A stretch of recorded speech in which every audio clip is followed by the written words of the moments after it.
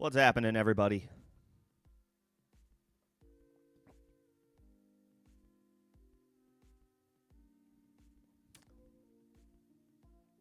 Hopefully everybody's doing well. Hopefully everybody had a good Thanksgiving holiday. Welcome to Week 14. Start, sit, help ahead of this week. Can take other questions as well. Add drops, but potentially impacting your starting lineup. Guys that are still on the wire that you have your eye on. We'll get into all of it. We can talk shop. This, in all likelihood, in most leagues, the vast majority of leagues, the final week of the regular season. Fantasy playoffs in the majority of leagues starting in week 15. Obviously, there are going to be exceptions to the rule. Your playoffs may have already started in a league with more playoff teams, or maybe you don't start until week 16 if it's a smaller league or a smaller playoff bracket. Regardless, the vast majority playing the final regular season matchup tomorrow. So, I always preach context. As much context that you guys can provide will ultimately help determine what my suggestion is for your question. So not just, scoring and situation. And when I mean situation, I mean, like, are you a favorite? Are you an underdog? Or do you feel like a favorite? Do you feel like an underdog? Is it win and you're in? As much context as you could possibly provide will help sort out your starting lineup. We'll get into the latest injury updates and then, of course, chat questions.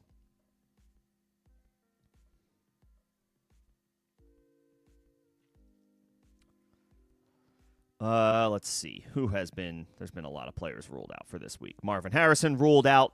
Michael Wilson needs to be in starting lineups. Trey Benson ruled out for week 14.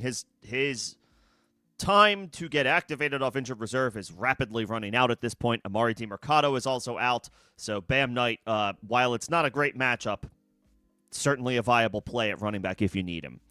Lamar Jackson will play, no surprise there. Amarian Hampton is expected. It hasn't, I don't think, officially happened yet, but expected to be activated off of injured reserve and will play. Again, that is the expectation. He should play Monday night against the Philadelphia Eagles. It's volatile. If you have Hampton, if you have Kamani Vidal, we can talk shop on what your situation is. But if you are relying on Hampton, ideally, you have another guy in the Monday night game that can go in an emergency situation in the event that he is ultimately ruled out. The expectation is that he will play. Hopefully he goes. He's, of course, risky in his first game back. He hasn't played since like week 5 or 6. So, if you have Hampton, we can talk shop on what your situation is. It will not be the same on a case-by-case basis. There will be scenarios where I tell you maybe have to start him and hope for the best, and there will be other situations where I tell you might be in good shape with your other options and go that route. T. Higgins will play week 14 in a juicy fantasy matchup, Bills-Bengals in Buffalo this week. I believe it's expected to be cold, but I do not think there are supposed to be any significant elements to impact that game. Buffalo's weather tomorrow is what I'm seeing. 10 to 12 mile per hour winds, 35% chance of it would be snow because it's technically under freezing temperature. You're playing all Bills and Bengals in this game. If you don't want to play the kickers, fine, but you're playing your usual suspects in that game all across the board, including T. Higgins, who will be back. Jaden Daniels will also be back. He is going to suit up and play for the Washington Commanders week 14 on the road against Minnesota. That is a tough spot. Again, some trepidation with Daniels. First game back, he didn't miss as much time as, say, Amarian Hampton, but still missed multiple weeks with that dislocated elbow on the road against a solid Vikings defense. Tough spot. You may not have anybody better, though, and you may just have to go with him. Mike Evans, Jalen McMillan will not play week 14, so it'll continue to be Chris Godwin, Emeka Egbuka, Sterling Shepard, Tez Johnson for Tampa Bay in a game at home against the New Orleans Saints. You can fire up Egbuka, although temper expectations, but at home in this matchup, he should be okay. Everybody else is kind of risky. Drake London out for week 14. So Kyle Pitts is certainly a viable play at tight end, just some potential increased usage. Darnell Mooney is as well, but it is a tough matchup against Seattle, even though it's a home game for Atlanta. So that's good. Alvin Kamara ruled out for week 14. It'll be another week for Devin Neal. That's a tough spot on the road against Tampa. Rome Odunze listed out week 14. This is not great. He is apparently week to week with a stress fracture in his foot. That's brutal. That's absolutely brutal. We'll wait and see what happens after this week, but if you are in the first round of the playoffs next week and Rome is not available to you and the vibes aren't good and he's not going to play, he may be a drop candidate. Not yet. Hold for now, but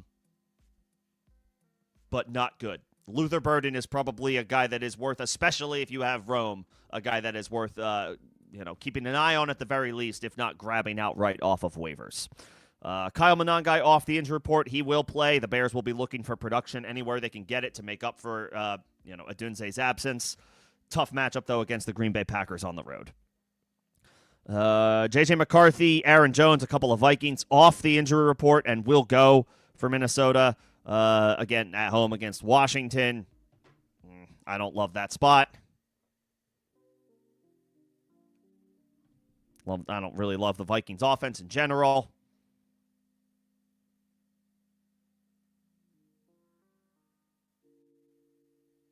Would rather not play. Really wouldn't prefer not to play anybody in Minnesota, I guess, except for Justin Jefferson. But his ceiling is as low as it's ever been, through no fault of his own.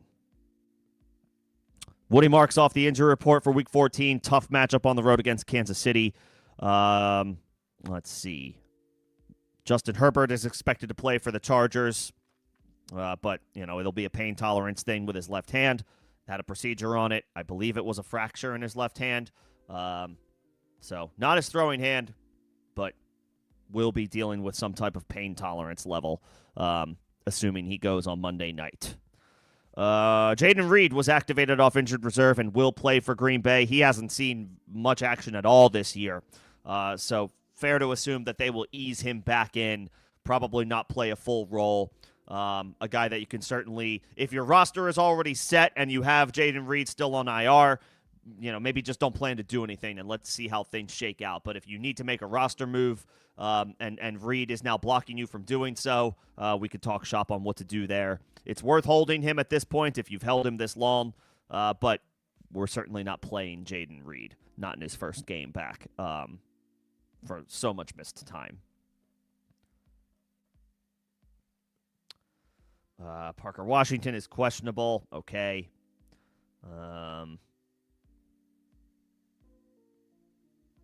Chris Olave will play. He was questionable with a back injury. Good to go. Wide receiver 2 upside on the road against Tampa. Kyron Williams is off the injury report as well. He is expected to split opportunities with Blake Corum, but perfectly fine to fire up Kyron in a great matchup against Arizona. I think those are all the significant injury updates that we have. So, of course, we'll keep an eye on things to see if we get any new updates between now and the end of the stream, or, just later on in general. So, can start taking a look at start-sit questions. For anything you guys need going into the week. If you've been here before, welcome back. If you are here for the first time, welcome in. Hopefully it's entertaining enough for you to stick around and hang out and talk some football. Members will get first priority in responses to their questions. It does not matter when I receive a member question. One of the perks of being a member of the channel is getting your comments and questions responded to ahead of the pack, ahead of everybody else. You can find more details about becoming a member of the channel in the first link in the description of this live stream. If you send a super, if you're feeling generous enough to send a super, that would also be a line jumper and a way to get your question answered sooner. You may also get some more out of me as far as my thoughts, analysis, basically diagnosis of your situation if it calls for it as a member or as a super sender.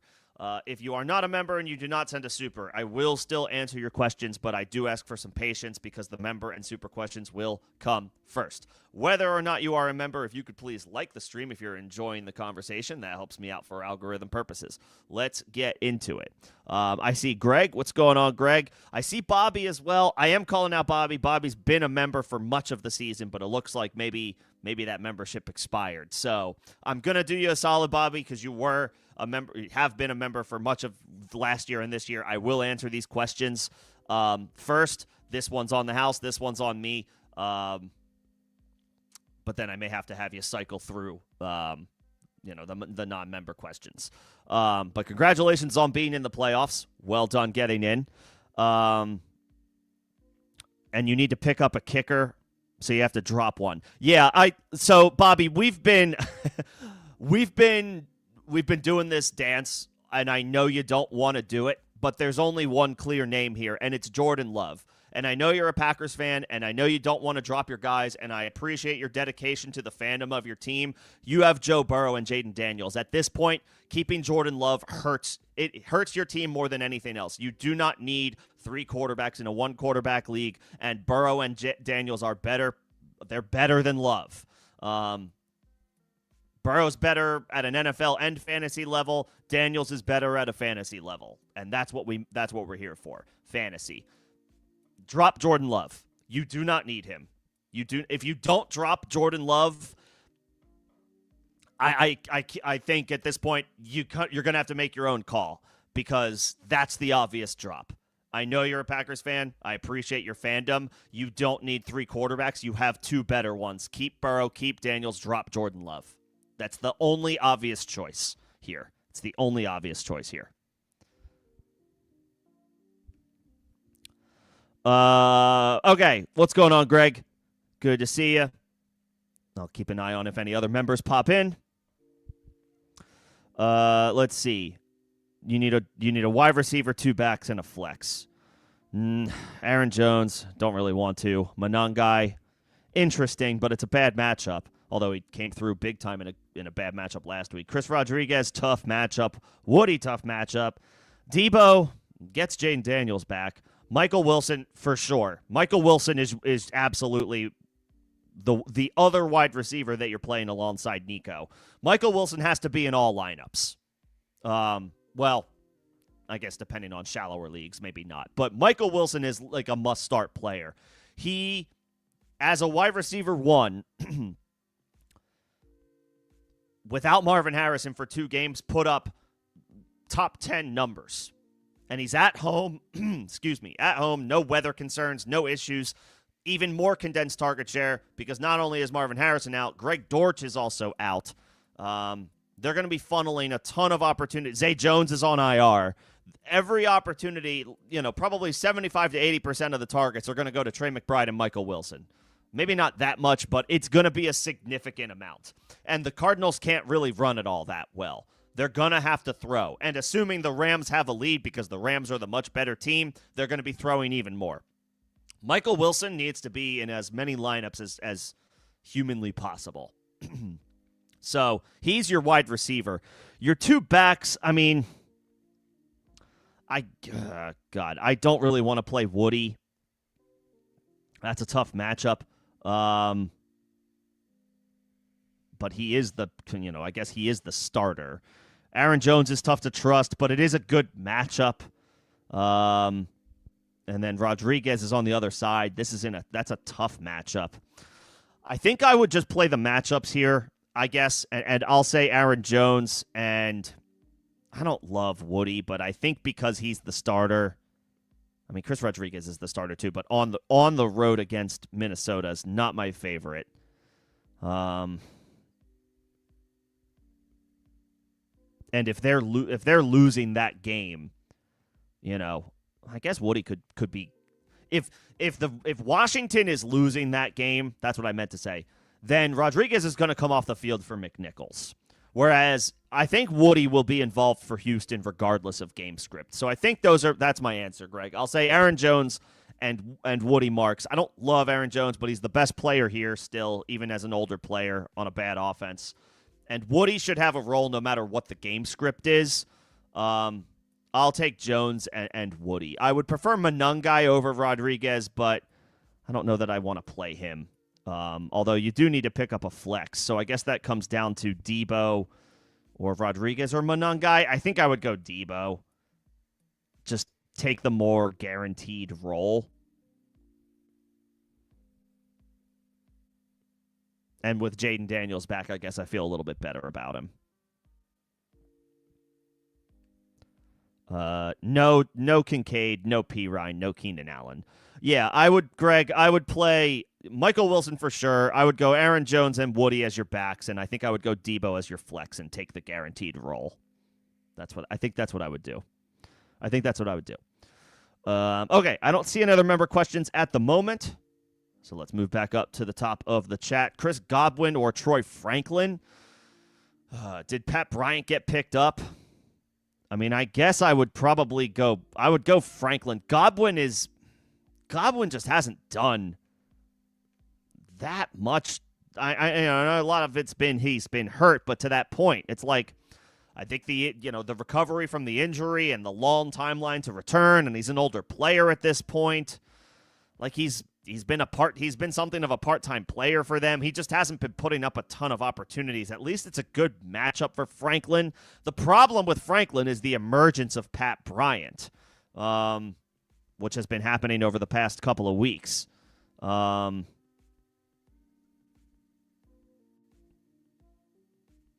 like I would maybe play, like is A.D. Mitchell out there? I would maybe take a shot on some more guaranteed work in a good matchup. I don't know if A.D. Mitchell's going to be worth it, and we might be chasing points from last week, but him and John Mechie are like, they're definitely going to play a lot of snaps, pretty much all of the snaps at wide receiver, and it's a good matchup against Miami. I don't love Franklin or Godwin this week. I may honestly try to pivot if you can. But Franklin, if those are your two best options. Waddle or Michael Wilson in full PPR? This is an intriguing question. I want to tell you to play both of them, but obviously, or find a way to get both of them into your lineup. Michael Wilson is on an incredible tear, very small sample size without Marvin Harrison, but he was a wide receiver one the weeks without him, and now not only is Harrison out again, but so is Greg Dortch. And the Cardinals are like, wherever you look, they're 8 or 9 point underdogs, which means they're expected to be trailing, which means they're probably going to be throwing. What did Michael Wilson do those 2 games without Marvin Harrison? Waddle's awesome, but the one thing that's going against him is that it's going to be a little cold in New York, and Tua's record in cold weather games is not good. His production goes way down in cold weather games. Michael Wilson, without Marvin Harrison, had a wide receiver 2 overall week and then a wide receiver 10 overall week. He had 25 catches in those 2 games. I think it has to be Michael Wilson. I mean, I know the sample size is small, and I know Waddle's he's a much more accomplished player, and therefore right now, today, he's a better player than Michael Wilson. There's no doubt Jalen Waddle's a better football player. But Michael Wilson, at home, no weather to worry about, 25 catches in 2 games without Marv, I think it has to be Michael Wilson. I want you to get Waddle in your lineup too, but if you can only play one, I mean, I think that's how automatic Michael Wilson feels right now, just given the sample size against or without Marvin Harrison. Waddle's playing in a game that's going to be 40 degrees at kickoff, and Tua does terribly in cold weather games. So, like, it's not a Waddle thing, it's a Tua thing. And then also Michael Wilson is in a much better spot without Marv and no weather in the Dome in Arizona. Michael Wilson, I think he's as close to a must-start as possible this week. But that being said, I want to play Waddle too. And then Jacoby Brissett or Lamar. Yikes. I mean, yeah, this is where we're at with Lamar Jackson. He's incredibly difficult to trust right now. Meanwhile, Jacoby Brissett has been incredible. Since entering the starting lineup, Jacoby has only been he's been a QB1, I think, every week except one. Yeah, he's a top five. He's a top five quarterback since he started, since entering the starting lineup. But like, are we really pivoting that far off of Lamar Jackson?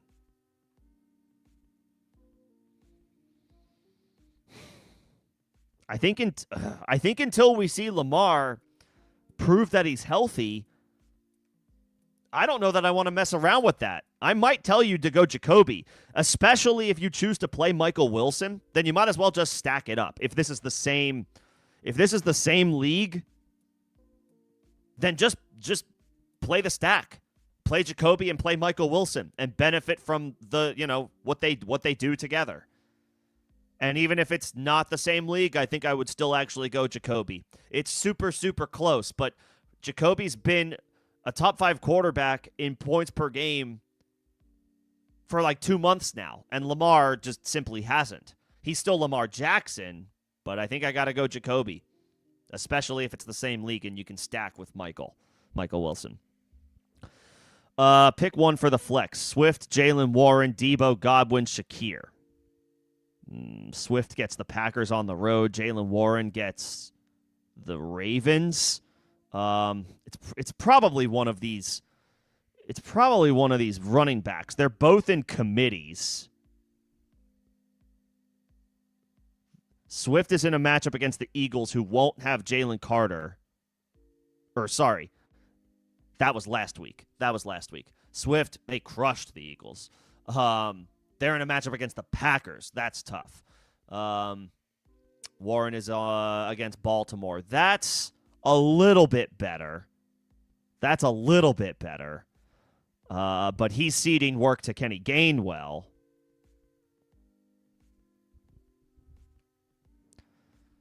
I think the matchup is a little bit better for Pittsburgh.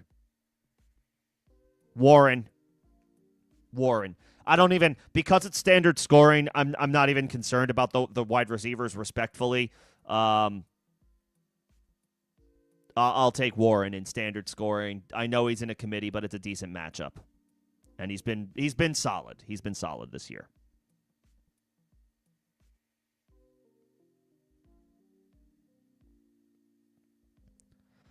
All right, winning in Charbonnet or Vidal.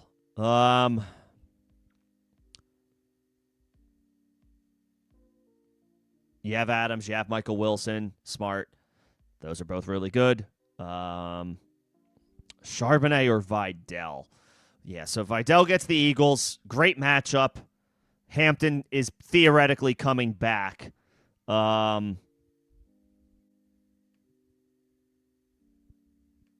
Charbonnet splitting work, with Kenneth Walker.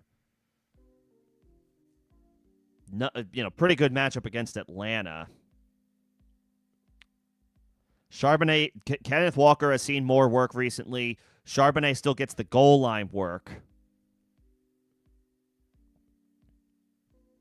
Vidal is in a matchup against the Eagles. They got crushed on the ground last week by the Bears. That was with Jalen Carter.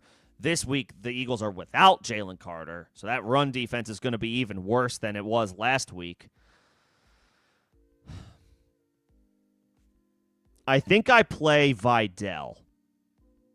Charbonnet might be fine, but he's an inefficient runner, and Walker has been getting more opportunities lately. Vidal should still have a role, even with Hampton returning, for at least this first week back for Hampton. And I'm pretty sure he was listed questionable, so it's not even 100% confirmed that Hampton is returning. So there is an outside chance that Vidal still handles like a significant workload out of this backfield. I'll take Vidal. I'll swing for the upside and take Vidal at home against an Eagles defense that just got crushed by the Bears run game last week. And then Bo or Jaden Daniels. Bo Nix has not done a whole heck of a lot this year. I know he had a solid game against Washington, but it's been a pretty lackluster showing for Bo Nix more often than not. It's not a great matchup for Jaden Daniels, but he is back.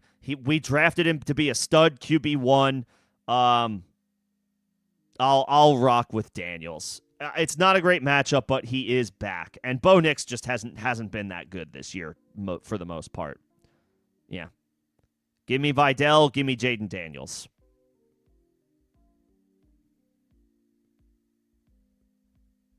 Yeah. Loveland. Okay, so this is a tight end question. Loveland should see more work, right? No Rome Odunze, so Colston Loveland should theoretically he should be on a full-time player for the Bears tomorrow. He should be, if he should be out there, obviously in 11 personnel with 2 tight end sets, and when they go, 3 wide, he should be out there as a wide receiver.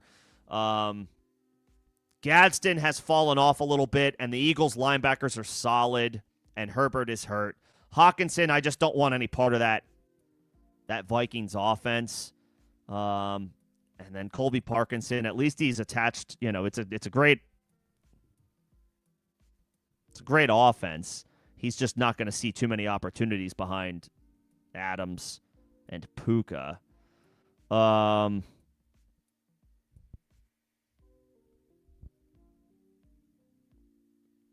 Gadsden, he's been quiet recently, and it's not a good matchup. I'll say Loveland. It's tight. It's dicey. But, no Rome Odunze. I'll take my chances on Loveland. The Bears need to play him as a full-time player tomorrow. He should be getting 80 to 85% of the snaps. I would think. They need pass catchers without Rome. I'll take Loveland. Gadsden, bad matchup. Hawkinson, bad offense. Mason Taylor, good matchup. Good matchup. Just, we haven't seen enough recently, and Parkinson is just okay.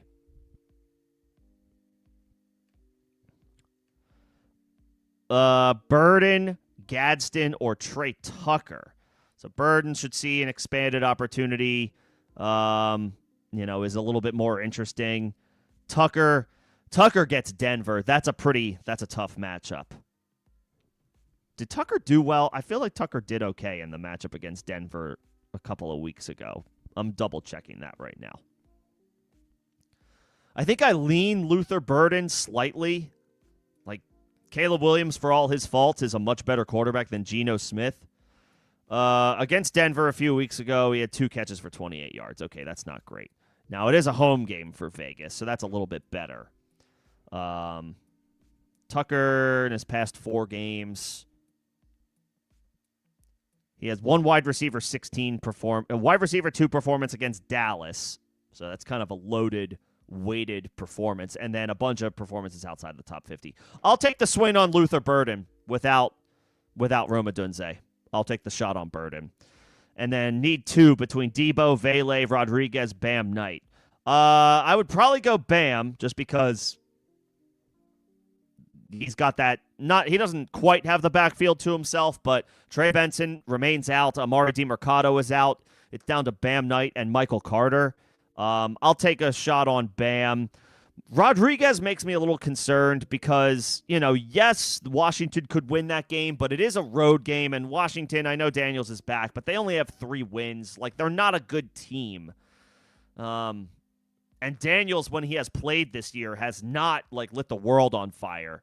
So if they're losing that game, McNichols will play, not Chris Rodriguez. So he's dicey. If they are winning the game, then Rodriguez will be in there. But it's just a matter of how much do you trust that that'll be the case? It feels like it's a true toss-up. That being said, Daniels, while he hasn't been great this year, the expectations are still there. So I feel better about Debo with him coming back. And because it's a PPR league, I'll take one of your wide receivers and play. I'll play Debo. I think he's healthy. The vibe seems to be that he's healthy. He might have had a couple of injuries earlier in the year. No injury designations recently. Terry McLaurin back takes targets away, but that also on the other side opens things up for him. I'll take Debo and I'll take Bam Knight. Vele, let's see if he can string some performances together before we crown him. And Rodriguez, I feel like it's just a little volatile. He could be fine, but also there could be a lot of Jeremy McNichols if Washington is trailing. Debo's going to have a role no matter what, so I'll play him, and I'll play Bam Knight. No Trey Benson, no DeMercado.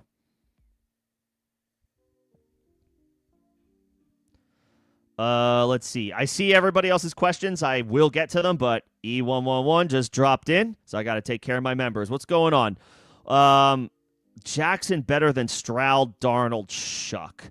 Yeah, with that 8-point rushing touchdown, I think you have to go with Lamar and just hope for the best. Stroud, for the most part, hasn't been that great this year. Bad matchup against Kansas City. Darnold's been solid, but on the road, West Coast team traveling east for an early game in Atlanta. It's not a bad matchup by the numbers, but Darnold's been good this year, but he's not on Lamar's level from a fantasy perspective. Shuck has done some nice things, but he's on the road. That 8-point rushing touchdown scoring setup that you have, that tips the scales. And I know Lamar hasn't been running as much, but I think that's enough to make me roll it. That plus your other options is enough for me to say just go with Lamar and hope for the best. I know he has not been vintage Lamar this year, and we need to see him shake what could be that injury that is bothering him, which he hasn't done yet. But given your other options, I think we have to roll the dice with Lamar plus that scoring setting. If he can find the end zone on the ground, which we know Lamar is so capable of, I think that's worth the gamble. I think that's worth the risk of playing him. I would go Lamar over those other options. Yeah. It's crazy that this is the conversation. This is the bucket of other quarterbacks where it's like this is actually a question when it comes to Lamar Jackson. But to that point, I'm gonna in a clinching playoff scenario, or maybe you're trying to just move up or whatever it is, like start your studs. Lamar is historically a stud. I'm going to rock with Lamar. Yeah. Okay. Yeah. Winning in, and those are your options. I got to go Lamar. I have to.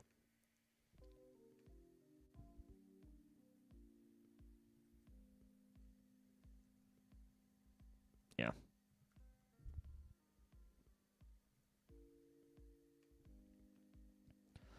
Okay. Let's see. Don't want to be cute. Adams or Watson? Yeah, no, it's Adams. Adams is a look. Watson has been solid, but to that point, we don't want to overthink anything. Davante Adams is like the wide receiver 4 or 5 on the year, with the number of touchdowns that he scores.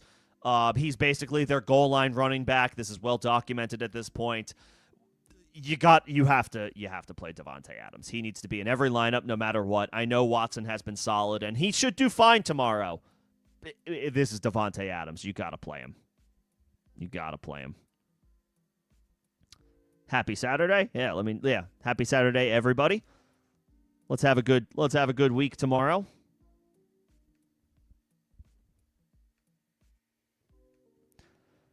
To Olave, he is in Devontae Smith, McLaurin, Debo. So I would definitely play Olave. He's on a nice run recently.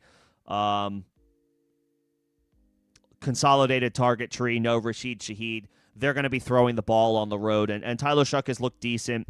So I'll go with Olave. Terry has a viable argument to be started ahead of Devontae Smith. It is a tough matchup by the numbers, but Terry balled out in a tough matchup last week. He's still the team's wide receiver 1. Devontae Smith has been the wide receiver 1 for the Eagles at times this year, but there have been those moments where A.J. Brown still has monster games, and more recently A.J. Brown has been the better producer. I think with Daniels returning, I slightly go Terry over Devontae Smith. Slightly.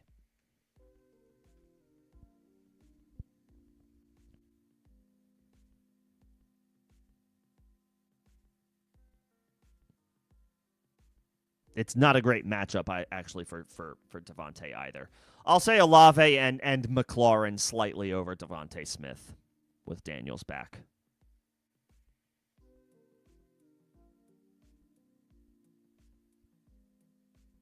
And yes, you can play matchups in the playoffs with guys like Daniels and Dart. And obviously, you're taking Daniels this week with Dart on bye. It's a good combo.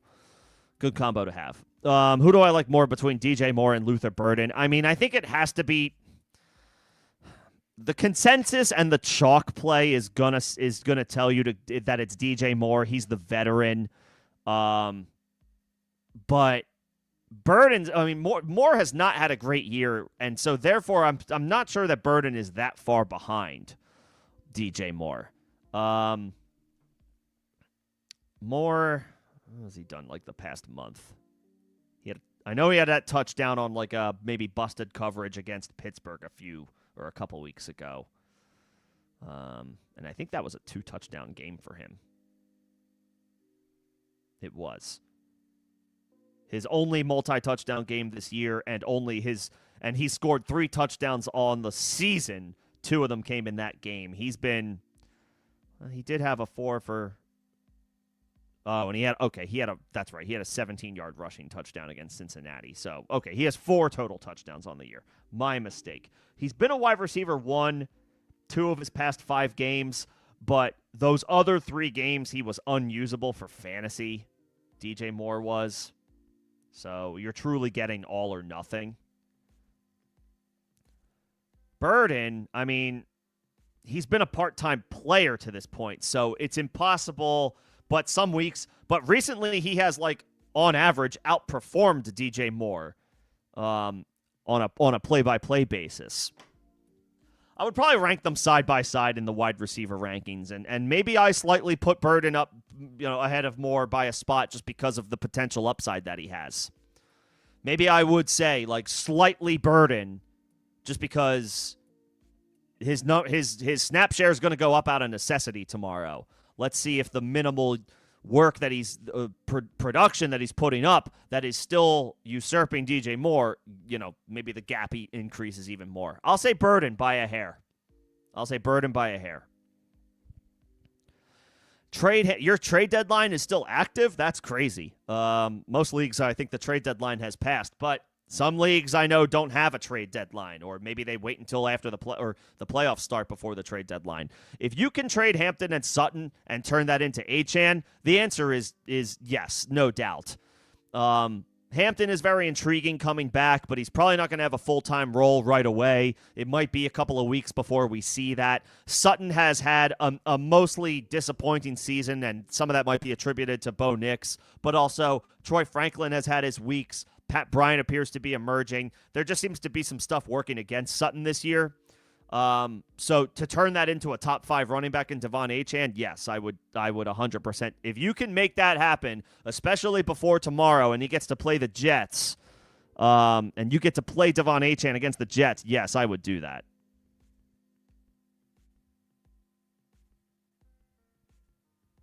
I would do that.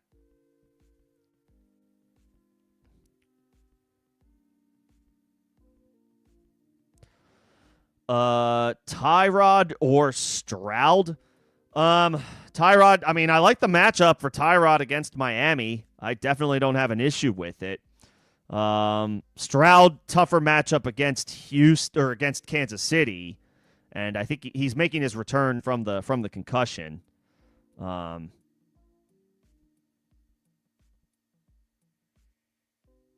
Stroud just hasn't been that good.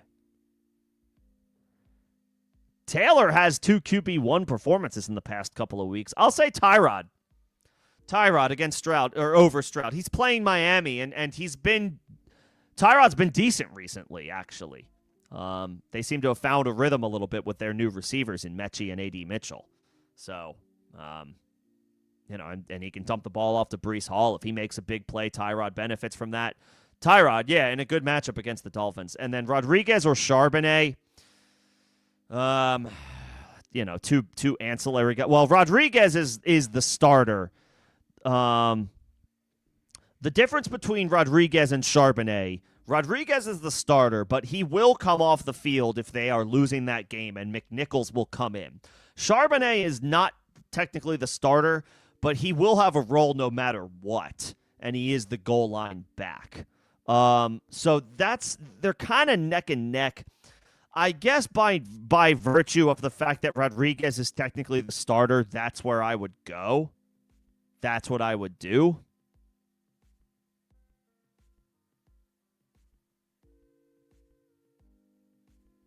But it's dicey. You know, Charbonnet definitely will split work. Rodriguez will cede opportunities, but if they are winning that game, he will be on the field. If they are trailing, he's not going to see as many snaps. That being said, I do think he is the starter by trade, so I'll save Rodriguez.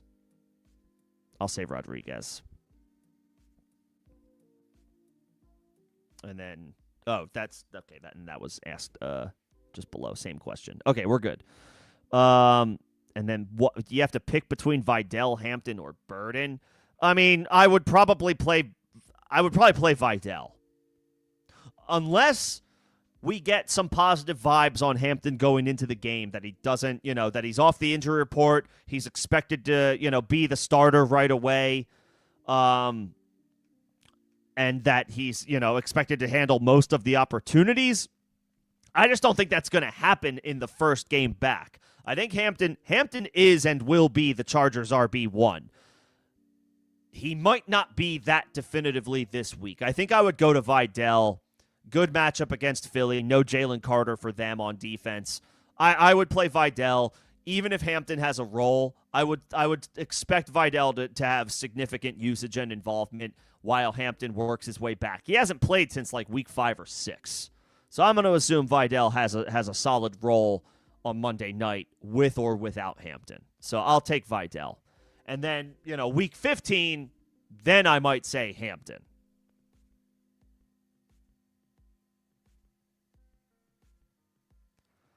Let's see. Sutton, 80, Mitchell, Shakir, or Debo. Is this a pick one? Sutton gets the Raiders. And he's just been okay. Mitchell, we might be chasing points a little bit if we are going for Mitchell this week. Because he popped off last week and he's been inconsistent. The production or the usage is there. It just needs to turn into production, and that's obviously never a guarantee, especially with guys with no track record. A.D. Mitchell's interesting, but he doesn't have a track record yet. Shakir, very interesting matchup against the Bengals. At home. Catching the ball from Josh Allen. That's enticing. Debo gets Jaden Daniels back. So that's good, but it's a tougher matchup. I think I would say Shakir because it's full PPR and he's at home catching the ball from Josh Allen in what could be a shootout against the Bengals. I'll take Shakir.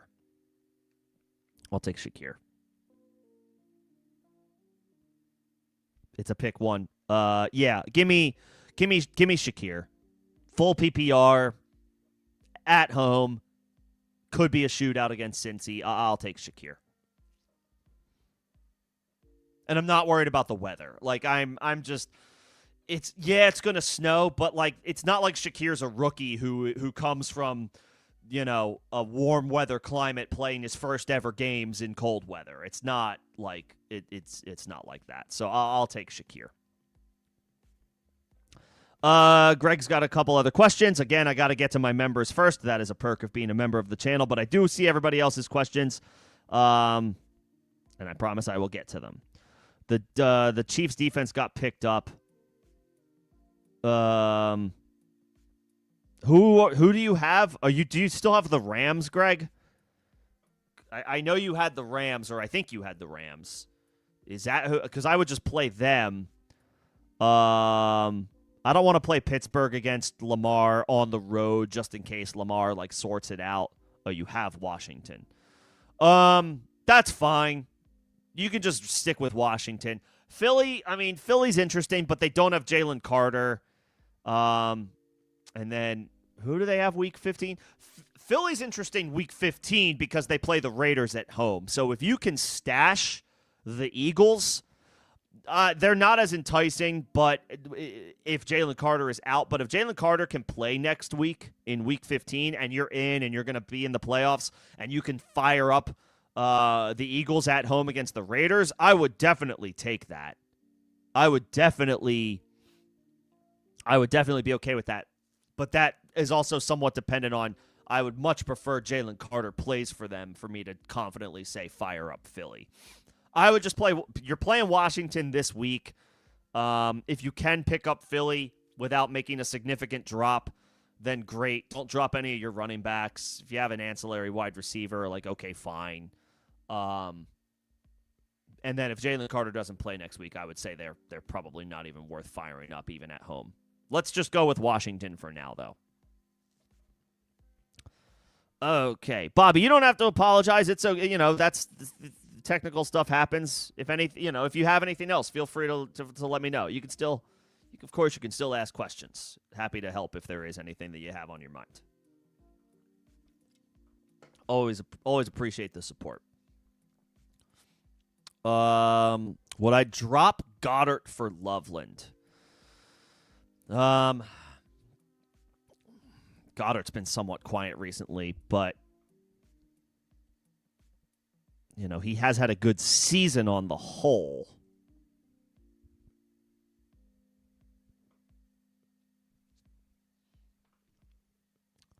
Yeah, I mean, I guess especially if it's a win and in situation, yeah, I would.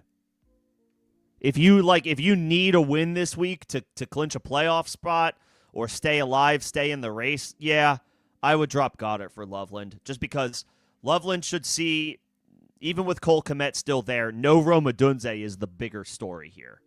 I'll drop Goddard for Loveland. That's fine. Goddard's been incredibly quiet of late.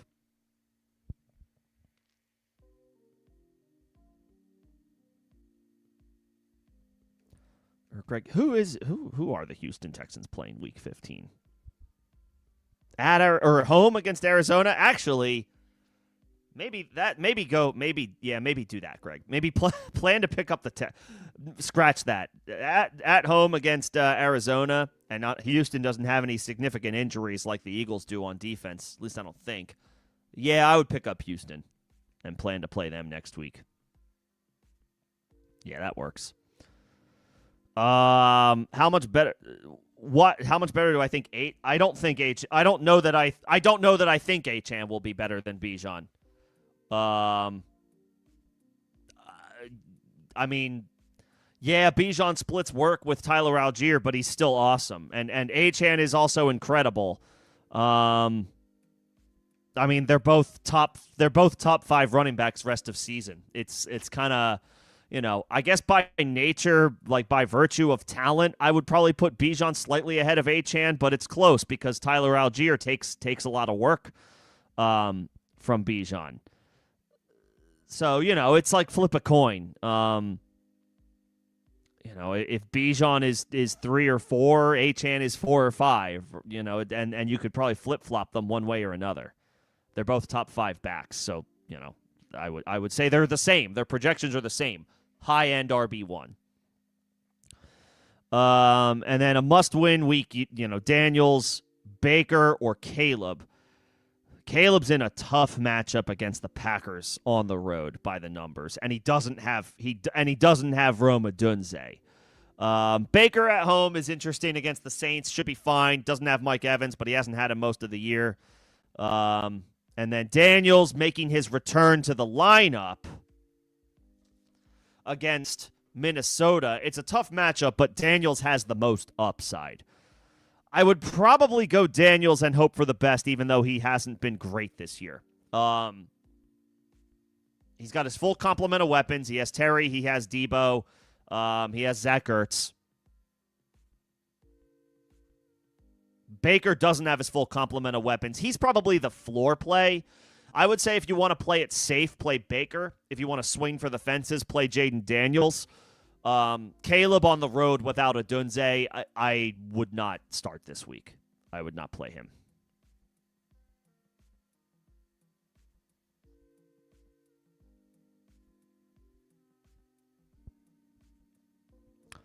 Okay, I got Greg's questions as a perk of being a member of the channel, so I can skip down. Start one flex and one wide receiver. AJ, JJ, Kyren, Hampton, Ladd. These are a lot of really good options. These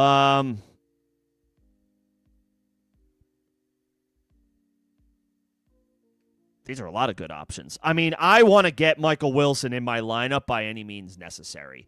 And I know that sounds crazy. Like A.J. Brown, Kyren Williams, Amari and Hampton, Ladd McConkey, Justin freaking Jefferson. You have a lot of high-end talent. You have a lot of good names. And maybe I'm leaning in too much into a small sample size, but Michael Wilson in 2 games just a couple of weeks ago without Marvin Harrison put up 25 catches in 2 games. He was the overall wide receiver 2 one week and the overall wide receiver 10 the other week. I mean, he's at home. No Marvin Harrison once again. No Greg Dortch. And they're 8 or 9 point underdogs to the Rams, and they can't run the ball. They're going to be throwing 50 times once again. And I would imagine 70, 75, maybe 80% of those targets are going to go to Trey McBride and Michael Wilson. I want to get Michael Wilson in my lineup by any means necessary. At home, no weather. Game script should be in his favor. Usage should be in his favor. They can't run the ball, so they're going to be throwing. That's in his favor. I would take Michael Wilson, I think, as one of these guys. As one of my, whether you put him in the wide receiver or the flex spot.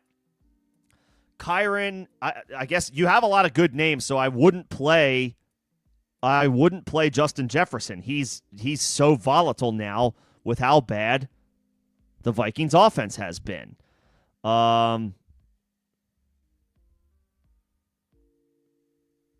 I would probably go with Michael Wilson as your wide receiver, and I think I would put Kyren in the flex. I know Kyren has been losing work to Blake Corum, but it's a great matchup against Arizona.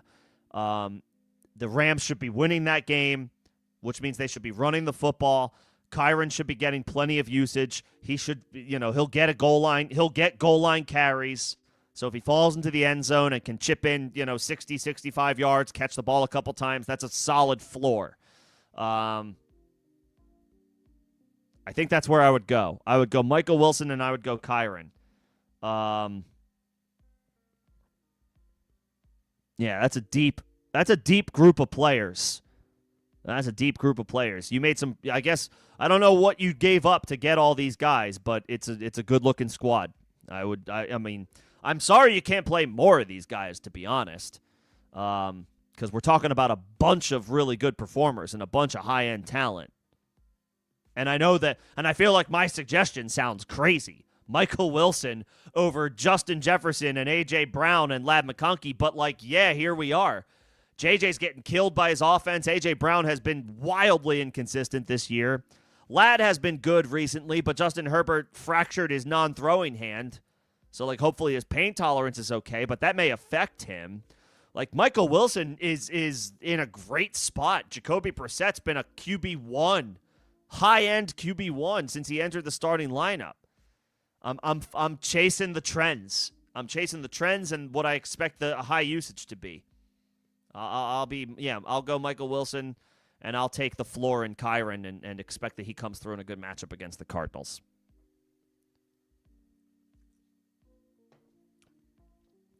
Do you drop Pearsall for Burden? Sure. Honestly, that's fine. Pearsall was solid for a couple of games at the start of the season, and then he got hurt, and he missed a ton of time, and he's come back, and he hasn't done anything, and now he's on bye this week. We could say the flip side is, they play the Tennessee Titans coming out of their bye week. Okay. I don't know that I necessarily feel that much better about Ricky Pearsall in that scenario. Christian McCaffrey's still doing his thing. George Kittle's doing his thing. Jawan Jennings right now feels like he has usurped Pearsall on the depth chart. And if San Francisco handles their business against Tennessee and blows them out, that's gonna eliminate opportunities later in the game. Pearsall might once again have a bad performance, and then how could you trust him for the rest of the fantasy playoffs? Yeah, I think it's fine to drop Ricky Pearsall. Unless you're desperate at wide receiver and you need to hang on to him and you don't necessarily need to pick somebody up for this week. Pearsall, I drop obviously not. We're not talking about dynasty leagues, but in a redraft league, I dropped Pearsall. I dropped Pearsall. I think I picked up. I don't even remember who I picked up. It doesn't matter. I dropped Pearsall because I was like, my wide receiver depth is fine. I made some trades. I got some better players. I don't need him. Maybe he emerges like in a couple of weeks, but right now I don't need him. I do need somebody who can help me this week. So yeah.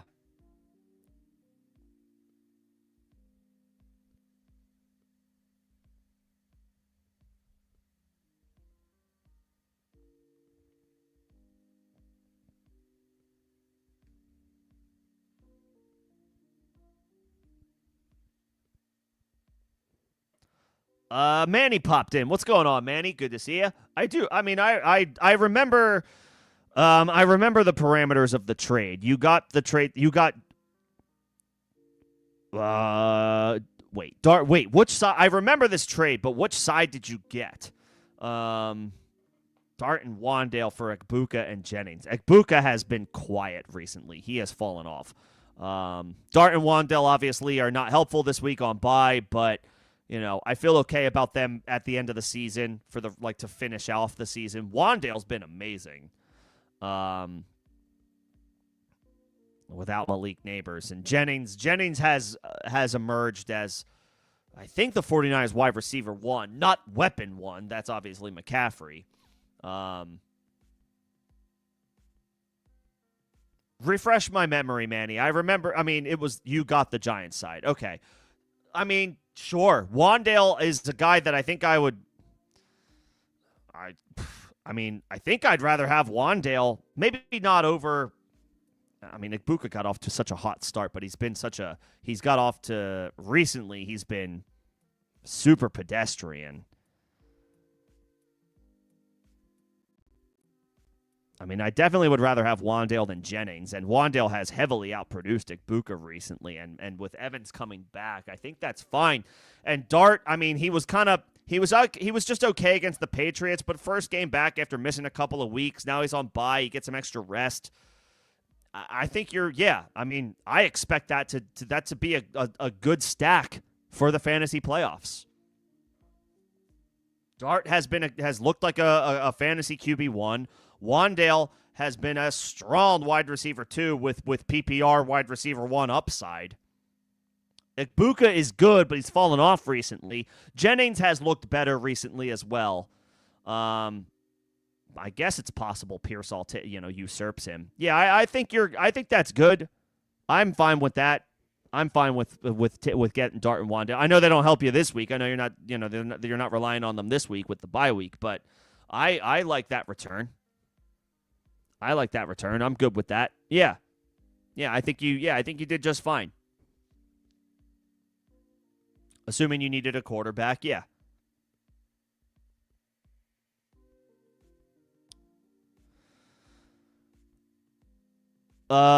Andrews or Loveland? Oh, I do expect Loveland to get more opportunities tomorrow, but it is a good matchup for Andrews, and I kind of want to chase the fact that he got the contract extension.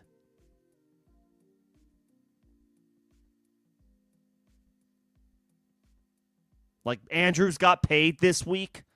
Whether you agree with it or not is a different story, but the Ravens extended Mark Andrews this week, like a vote of confidence in them wanting him to be a part of their short-term future. Like, I kind of like that investment in a massive divisional matchup against Pittsburgh, and it's a good matchup by the numbers. I think I would take Andrews here. Like, I'm very interested in Loveland's potential uptick in usage tomorrow, but, he still has to surpass Cole Kmet. Mark Andrews, Isaiah Likely is right there, but Mark Andrews still gets like a couple more targets. I'll take Andrews with the contract extension in a good matchup. Andrews.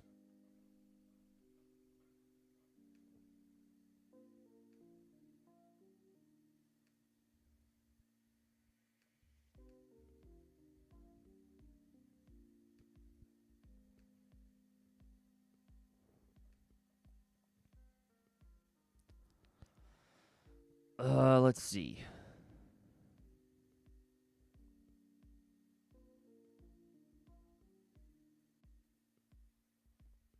Acquiring JSN in a trade is quite impressive. Well done. Well done.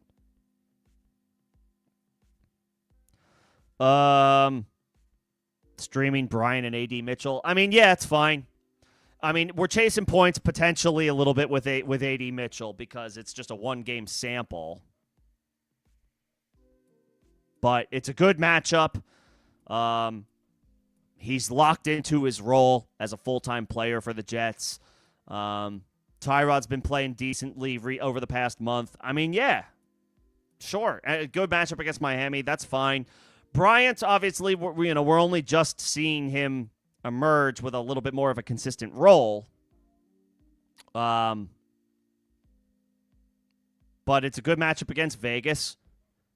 They invested in him, high draft capital, 3rd-round pick, I believe. Bo Nix hasn't been great this year, but at least the matchup is solid, and we feel good about him, seeing more opportunities. That's fine.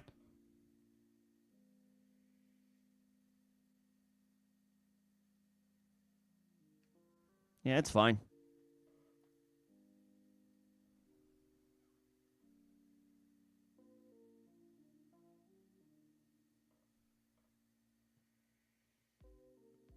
Yeah.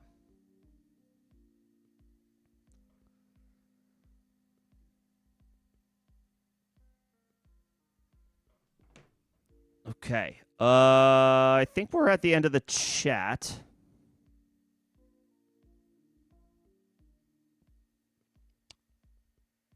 Giving up Woody Marks and Josh Downs for AJ is incredible. I know AJ's been just okay this year, but I would take that shot every freaking time. That's well done. Nicely done on those trades. Let's see. I can keep sticking around. I'm happy to do so. But we are at the end of the chat, so there is currently no wait for questions. If anybody has anything else, obviously a big week tomorrow. Potentially playoff clinching scenarios for a lot of you, if not all of you. I know certain leagues are going to be a little bit different than others. There may be leagues where playoffs have already started. There may be leagues where playoffs don't start until like week 16. But I think for the vast majority of folks, the vast majority of leagues, this is the final week of the regular season. So obviously, best of luck to everybody tomorrow. Hopefully I've been able to help a little bit this year. Hopefully I've helped contribute to making some good decisions. But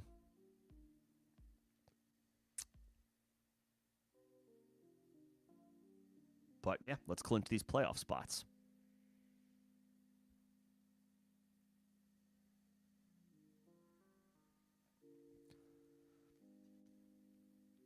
My one guy I regret getting. What do you mean? Like in this year? Like drafting or trading or yeah, what do you mean? I'm happy to answer. Because I didn't get, obviously, like everybody didn't get every call right this year, but let me know what, if you're talking about drafting or trading. Drafting, I thought Calvin Ridley would be better this year than he has been in years past. Like not years past, like the most recent history of Calvin Ridley. I thought, it's like Cam Ward. I know he's a rookie. The Titans aren't great, but I was like, he'll be better than Will Levis, which is true. But the rest of that offense is so bad, and they fired the coach, and it was off to an awful start, and then Ridley was in and out of the lineup with injuries, and now he's out for the year anyway. That wasn't a good pick. Luckily, that team is still good. I made other right calls. Like that team is in contention. That team is in contention for a bye week. So, but I did myself no favors drafting Calvin Ridley in the 6th. I think it was the 6th round. That was a little too excited. Not excited. Just it was the wrong call. So that wasn't a great one. I didn't like that. I don't think I made any bad trades this year. I only made a few. Well, I have a smaller league out of my 7. 8, 8 leagues. I trade it's this one is like the stakes are lower. Still, I don't think I made a great call on it. I thought I did fine. I traded DeAndre Swift for Rome Odunze. That hasn't worked out. I think Rome had one decent game, and other than that has been not great in the weeks since I got him, and now he's out with a stress fracture, so that wasn't a great trade. Thankfully, I don't care about that one as much, that league in particular, but I will own that was not one of my better moves. So, drafting Calvin Ridley, thinking that he would be solid this year, that didn't work out. And then, I believed in Rome Odunze and thought he was a good buy low candidate in the middle of the season, and that hasn't really worked out.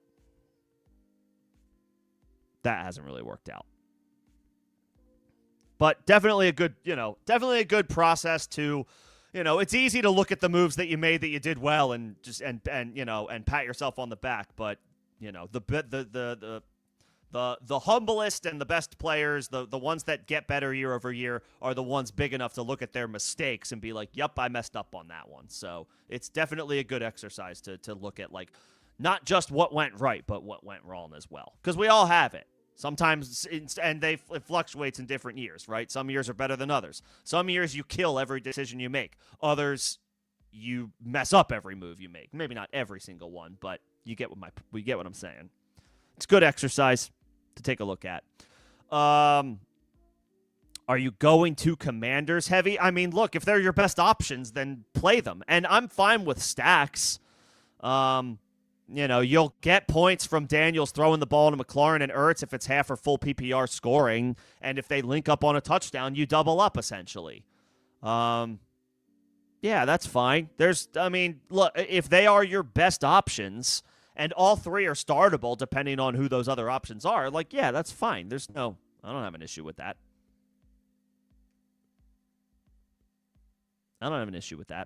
Wow, Georgia's beating Alabama by 3 scores in the SEC championship. I don't know if any of you guys watch college football. I don't watch it religiously. I don't watch it every game. I'm glued to NFL Sunday every week, but I watch college where I can, but not all the time. Alabama's getting smacked. Woo boy. Ty Simpson, supposed to be one of the top quarterback prospects in next year's draft, not having a good game.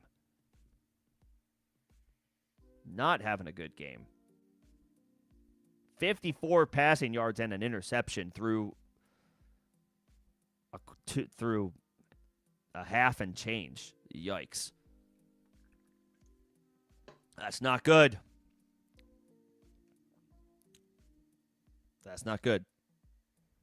What's going on, Theo? Good to see you. No significant plans for the holidays. I've got family coming out to visit, so that'll be nice. But no, I was traveling for Thanksgiving. That was nice. Got to see a lot of family. Got to see a lot of friends. No travel plans for the remainder of the holidays. I will be staying put, and admittedly, I'm excited about it. I have been on a lot of flights this year, which is awesome and a privilege that I get to travel as much as I do. But I am ready to sit and hang out for an extended period. But thanks for asking. Let's see. I see I got other questions in the chat, but I got to get to Sport Dog as one of the members of the channel. But sit tight. I see everybody's questions. I'm not skipping anybody. Just got to take care of the members first. Would I use Vele over Shakir or Pierce? No. Shakir's in a good matchup, Sport Dog. He's in a potential shootout matchup against the Cincinnati Bengals. Josh Allen, Joe Burrow, the Bills are chasing the Patriots. The Bengals are scratching and clawing to stay alive in the AFC North. There should be a lot of points scored tomorrow. I want pieces of those offenses. I'll take Shakir and Pierce. Pierce has emerged. I think Pierce might be the Colts wide receiver 1. In Jacksonville, great matchup. He balled out last week against the Houston Texans. That's a brutal matchup, and he did quite well. Yeah, Vele is interesting after his performance last week, but Shakir and Pierce are more established. I'll take those two. I'll take Shakir and Pierce.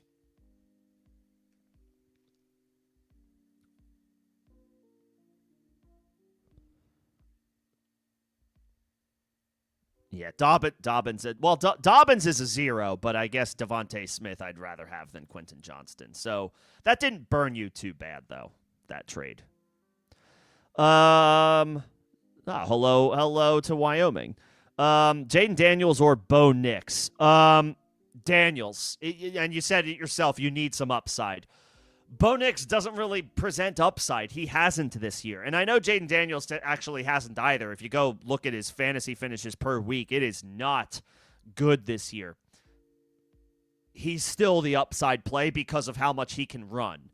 It's not a great matchup for Daniels. It's a good matchup for Bo Nix. But again, Bo hasn't been that good this year. Daniels still presents the Konami code upside of a top flight, performance on the week at the quarterback position because of how much he can and will run. Daniels, swing for the upside. You're going against Gibbs. You might as well shoot for the moon anyway. Bo Nix is a boring floor play. I just can't get behind him, even though it's a decent matchup. I would swing for the fences on Daniels. I know he's definitely volatile. It's his first game back after missing multiple weeks. But we drafted Jaden Daniels, and I know to a certain extent this doesn't matter anymore, but I do like to lean on this. We drafted Jaden Daniels over the summer to be a top 3 quarterback for fantasy purposes. That hasn't materialized. It hasn't come to fruition. But in a must-win situation, I might as well go with the guy that I hitched my wagon to at the beginning of the year and hope that I can get some of that magic from last year. I'll play Daniels over Bo Nix.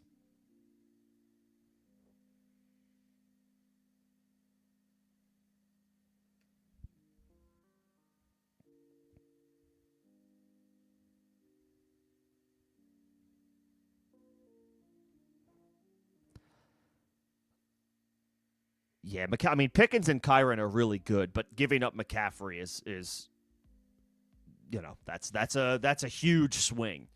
And Pickens had a down night on Thursday night. But he's been a wide receiver 1, and Kyren's been solid, so it's not like all, it hasn't not worked out. McCaffrey does look good, though.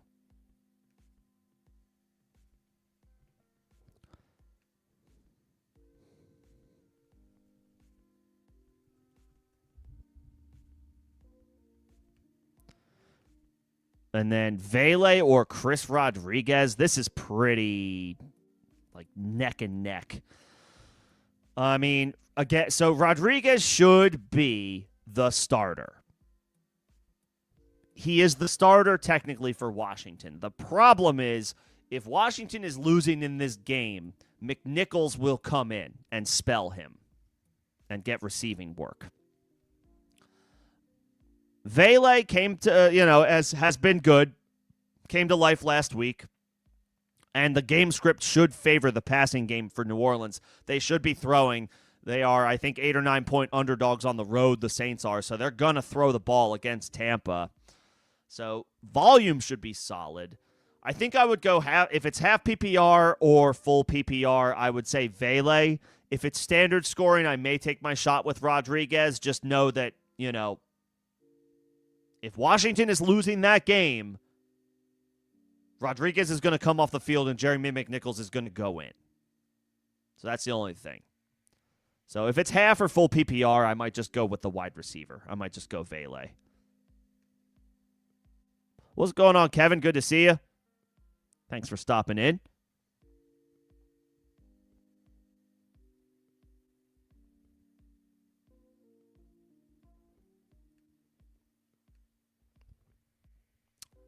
And once again, I am at the end of the chat, so if anybody needs anything, there currently is no wait. I'm happy to hang around for a little bit longer.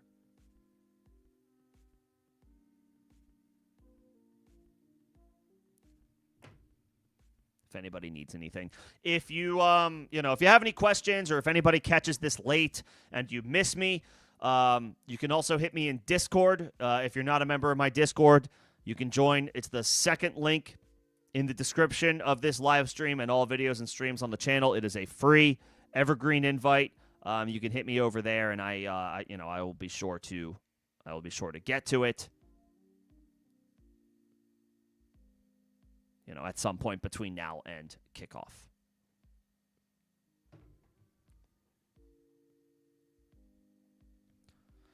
Let's see if we have any other injury updates.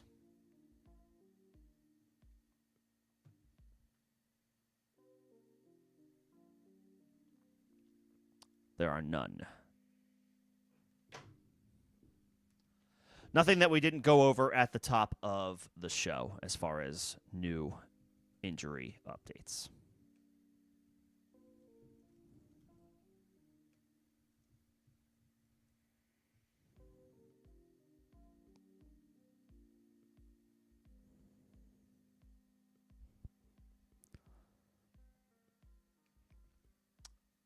Indiana or Ohio State tonight, Kevin? I mean, Mendoza has been awesome this year. I mean, he's a Heisman favorite, right? Or he's one of the Heisman hopefuls. Mendoza's been incredible. Ohio State just has the track record. They're always there at the end. They're always one of the top, 3 to 4 teams in the country, if not number one outright. They won the whole thing last year. They've got championship pedigree.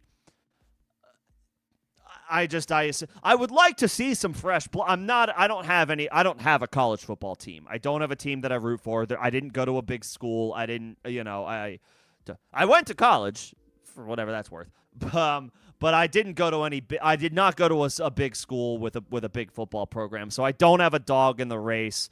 I don't have a team.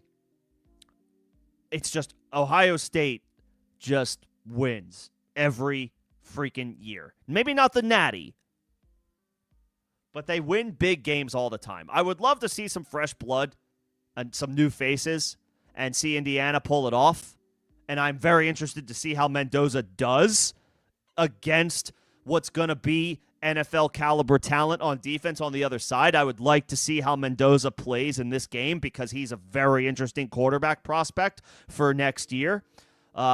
For us NFL heads. So I want, above all else, more than anything else, I think, I root for, when we get these good players, when we get these high-end talent, these high-end prospects for the NFL, the natural inclination is you want to see them do well, right? You want to see them play well, and then you want to see them build their stock, build their confidence, get drafted in the NFL at a high, with a high first round pick, and deliver on expectations. We want to see players play well. Obviously, if you're a fan of the Buckeyes, you don't want to see Mendoza play well tonight. But everybody else, I mean, especially NFL fans, I would like to see Mendoza play well tonight. Let's see how he does against the number one team, and an incredible defense. Caleb Downs, there's so much talent. Let's see how Mendoza does. That's what I'm most interested in this Big Ten championship game tonight.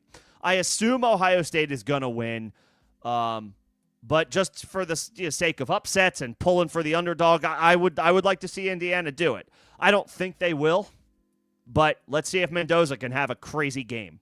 That's what I would like to see. I want to see Mendoza go nuts in this game. I want to see him play well. That's what I care about the most.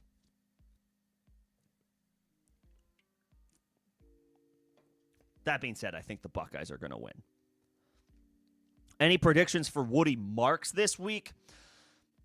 He's getting opportunities, and he should maybe, if you think it's possible that Kansas City is playing with a lead, they have Mahomes, they're at home, then Woody should catch the ball a little bit. I mean, he's a flex play.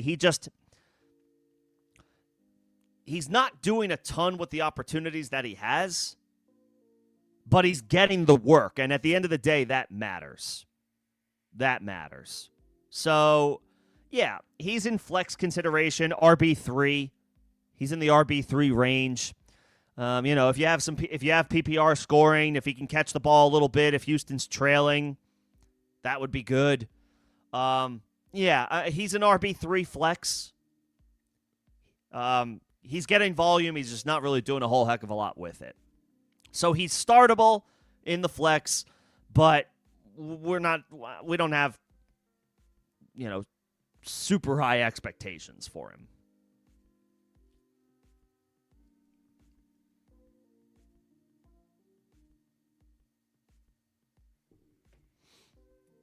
Yeah, I don't have super high expectations for him.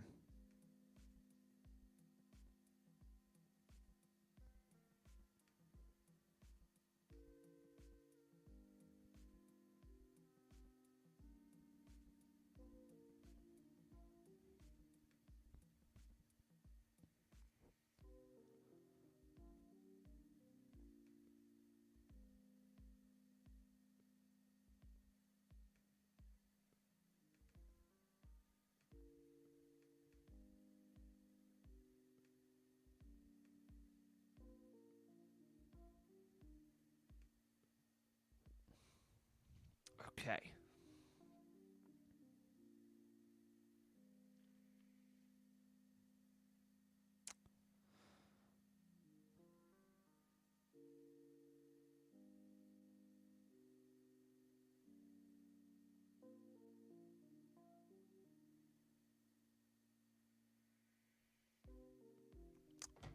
All right. There aren't any more questions at this time. Maybe everybody's all good. So I guess I'll just take this time now to let everybody know, hopefully everybody clinches a playoff spot tomorrow or clinches a bye week if you're already in, or gets favorable matchups, whatever the situation is. But I will be available for the fantasy playoffs. We'll be back on Tuesday, 6 p.m. Eastern for waiver wire help. At this point of the season, pickups are going to be slim unless, hopefully not, but if there's a significant injury, that would open the door potentially depending on who's available on the wire and who makes sense to pick up. So we can get into all of that on Tuesday. Everybody's waiver situation is going to be a little different. Availability is going to fluctuate, is going to change. But I will make sure that I am available on Tuesday for waivers and just general thoughts as we start, for most leagues, the fantasy playoffs. Sport Dog, I would play Warren and Vidal. I would not play Woody Marks. Warren, better matchup and better player. Warren's a better player than Woody Marks. Yes, he's in a committee, but he's a better player. So I'll take Jaylen Warren. And Vidal, I don't know if he's a better player than Woody Marks, but he is in a better offense. He's in a better situation. And even if Amari and Hampton comes back on Monday night, I would expect Vidal to still have a significant workload. That could change as soon as next week, and Hampton flips the script. But for his first game back, he's missed a lot of time. I would expect Vidal to have a solid, significant role for at least one more week, even if Hampton plays. So, and the Eagles are without Jalen Carter, so it's a good matchup. Give me Warren, give me Vidal.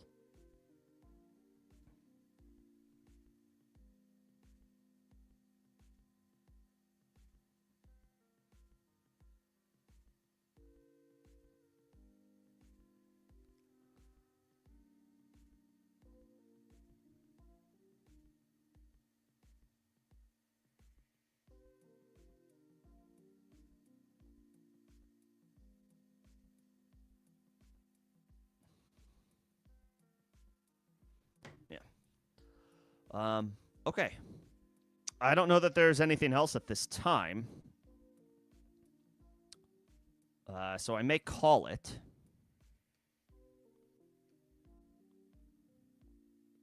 It's the holidays. Everybody's busy. Everyone's got stuff going on. Fair enough. What's going on, Crumply Heads? Good to see you.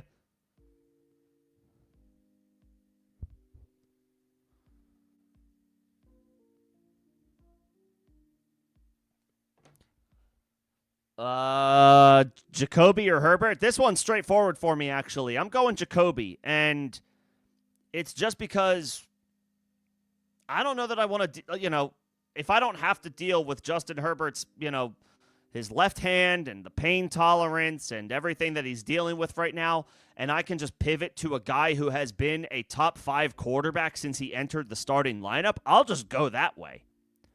I know he doesn't have Marv, and I know he doesn't have Greg Dortch, but what he does have, Jacoby, he's got an elite tight end in Trey McBride. He's got a guy who clearly is capable of stepping up in Michael Wilson, and he's got volume on his side because the Cardinals can't run it, so they're going to throw it 50 times. And they're underdogs against a much better team in the Rams, so that leads to even more pass attempts in all likelihood.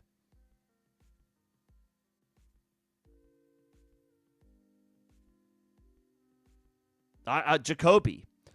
Herbert's obviously the better quarterback, but it's not as good of a matchup, and he's dealing with pain tolerance from a fracture in his left hand that could severely impact him.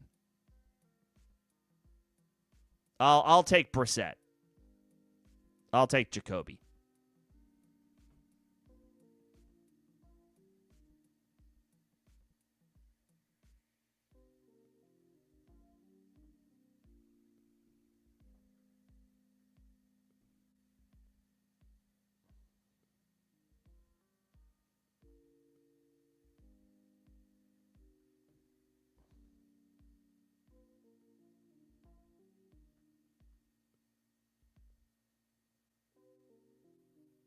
Yeah. I'll take Jacoby. Herbert or Ward? Well, then I would play Herbert. Ward is too much of a risk. Ward is too much of a risk. On the road against Cleveland, no thanks. No thanks. That's a scenario where I'll just say, okay, fine. Then I'll play Herbert.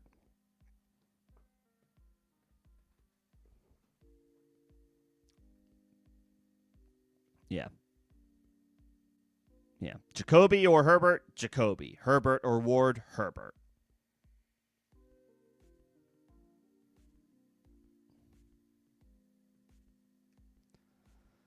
What's going on, Evan? Good to see you. Igbuka, McConkey, or Devin Neal in the flex in full PPR. I mean, Igbuka's been quiet. Like, the volume is solid, but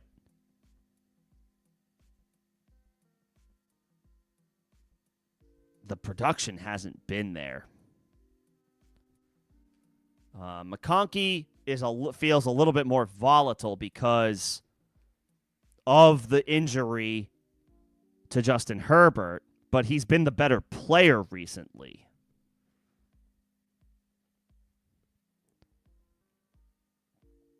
McConkey.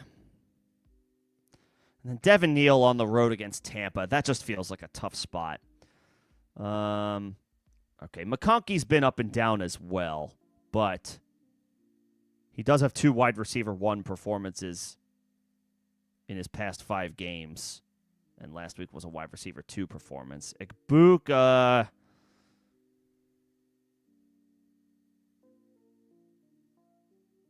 Had a wide receiver 4 performance a few weeks ago, but in the past 3 games, he's been outside the top 40. Yuck.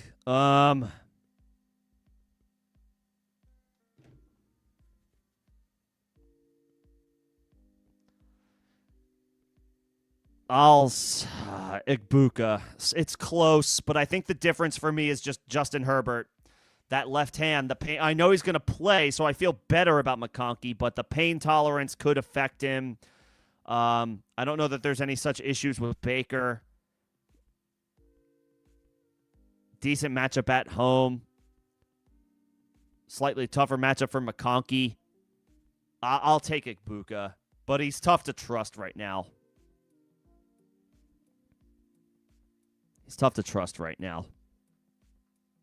I'll say Igbuka. Let's see. Dobbs or Worthy for Crumply Heads? Dobbs. I mean, Worthy has been so... He hasn't done anything. he just hasn't done anything. I'll take the shot on Dobbs. Yes, Jaden Reed is back, but he's going to probably just be in a part-time role at best. Matthew Golden is questionable. It's still probably going to be mostly Dobbs and Christian Watson, and it's a good matchup against the Bears. It's a brutal match. On top of Worthy doing very little this year, it's a brutal matchup against Houston. I'll take Dobbs.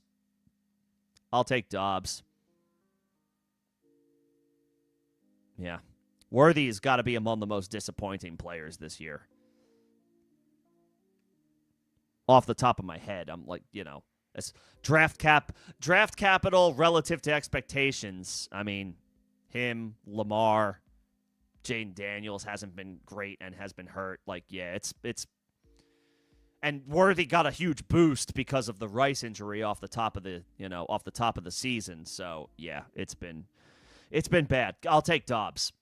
And then, Evan, what do I think about Barner versus Evan Ingram? I mean, Evan Ingram has been he's been very, for the most part, afterthought in that offense. And Bo Nix has not been playing well. So, he doesn't really do anything for me. Barner, it's not a great matchup by the numbers, but the Falcons' season has completely spiraled out. Barner, 4 for 35 last week. They didn't really need to do anything through the air. They killed Minnesota. 2 for 18 against the Titans. 10 for 70 through 3 weeks ago.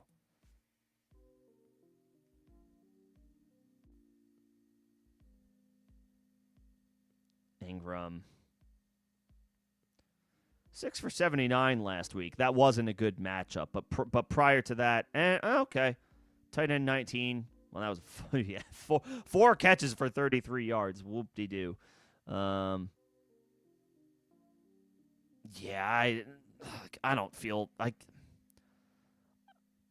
I guess slightly Barner just because of the better quarterback play.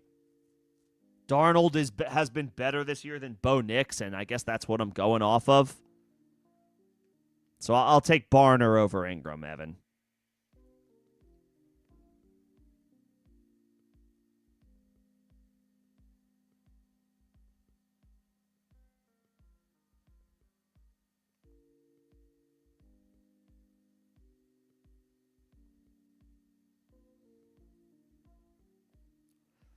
Yeah. I'll take Barner. Okay, those are the member questions. Start 1.5 PPR. Brian Thomas or Egbuka. Egbuka. I mean, Egbuka hasn't been great this year, but recently. Egbuka was great at the start of the season. He hasn't been great recently. Brian Thomas has been bad all year. Maybe he's getting healthy, but we just have nothing to work with, nothing to go off of with him. It's been a terrible, terrible season for Brian Thomas. At least Egbuka, I mean, he's in a solid matchup, and at least Egbuka has done something this year. Brian Thomas has done nothing this year. I'll take Egbuka. I'll take Egbuka over Brian Thomas. Need Brian Thomas to do something before we go back to him. And yeah, if you have, if you have Jacoby Brissett and Justin Herbert, I'm actually advocating for Jacoby Brissett this week. I'm just a little, Herbert's going to play, and that's all well and good, but I'm worried about the pain tolerance that he has to deal with. And yes, they don't have Jalen Carter. Philly doesn't, but they still have good pieces on that defense. Jacoby is throwing the ball 50 times a game. He's been a top 5 quarterback since he entered the starting lineup, and the Cardinals are 8 or 9 point underdogs this week against the Rams at home. They are going to be throwing, and they can't run it. They can't run the ball. I prefer Jacoby. Jacoby's a top 8 play this week. Herbert's more of a low-end QB1 for me because of the matchup and the questions and concerns about his hand. It's his non-throwing hand, but still, you're playing with a broken bone or a fractured bone in your hand. If anything happens, that's gonna freaking hurt. That's an understatement. Like I'll take Jacoby. And then Daniels, Nix, or Lawrence. I'm swinging for the fences with Jaden Daniels, I think. Bo Nix hasn't been great this year. Lawrence has been solid recently, but, he can turn into a pumpkin at any time. I know Daniels hasn't been great, but he's back. He's healthy. We had high-end, top 3 overall QB expectations for him. He's got his full complement of weapons. He's got Terry. He's got Debo. He's got Zach Ertz. And he'll run. Daniels, more than any of these other guys, will run the ball. So I'll take the Konami code upside. I'll swing for the fences with Daniels and just hope for the best, even though his performances this year have not been great relative to expectation. I'll take Daniels.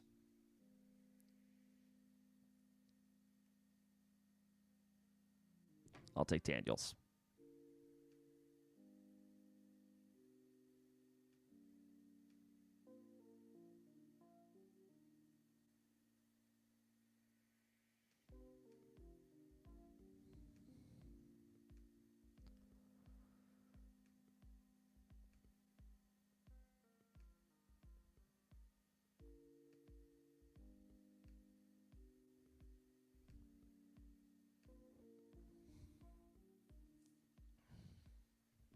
Just checking to see if there's any more injury updates.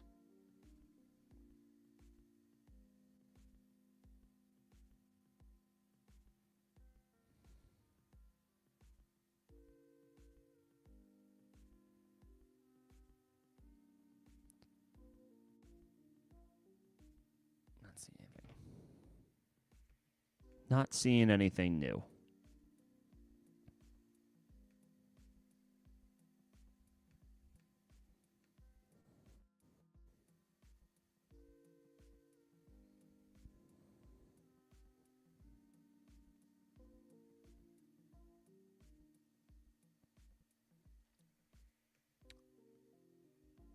Mayfield or Jacoby? Probably still Jacoby. I mean, Baker is a great quarterback, but he has not been putting up huge numbers. And, without Mike Evans, his ceiling has been capped this year. It's a good matchup. It's a good matchup for Baker.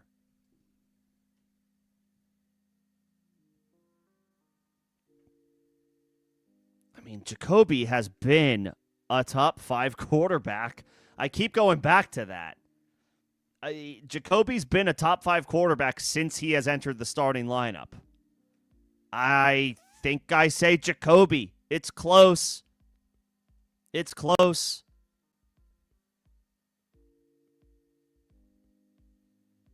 But I think I go Jacoby.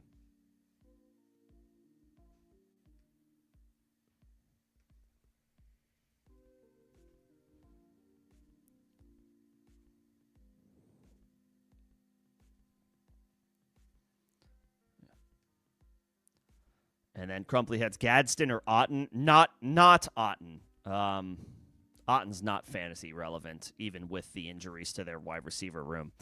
It's a good matchup, but I just don't trust Otten. I guessed Gadsden, and he's tapered off too recently, and the injury to Herbert stinks.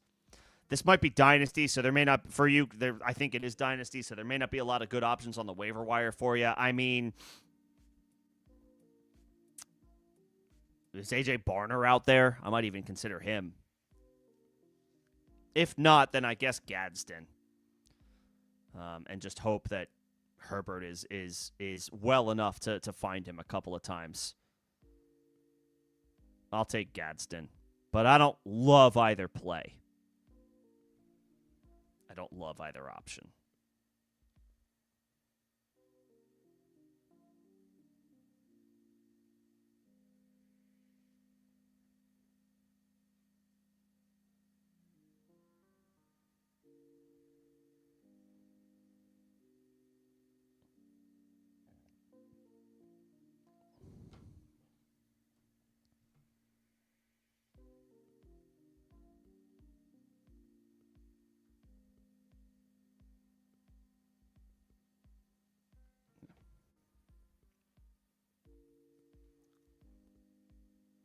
You have to start one of them. Okay. I'll take Gadsden.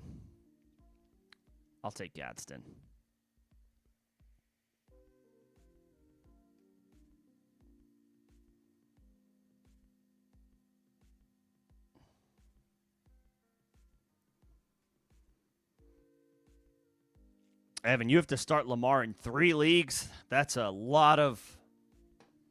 Oh, boy. That's a lot of stake in a player who you have to rock with, but he has been difficult to trust this year. I mean, best of luck. It makes sense. You know, if there's any guy you want to put all your chips in on, even though he's been struggling, I mean, yeah, at least it's a good matchup, and, you know, he has the track record. He has the pedigree. That's pretty much what we're banking on.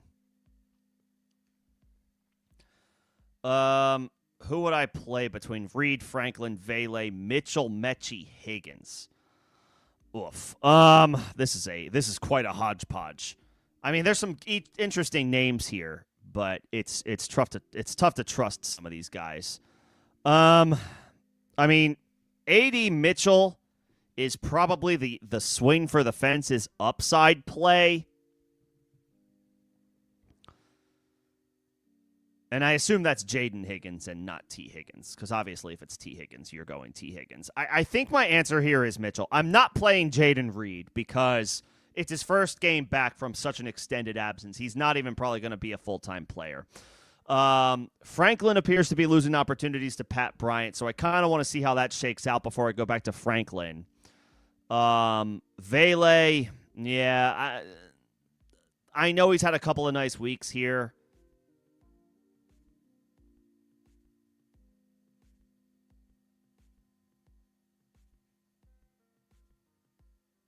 Mitchell or Mechie. Mitchell feels like we might be chasing points a little bit.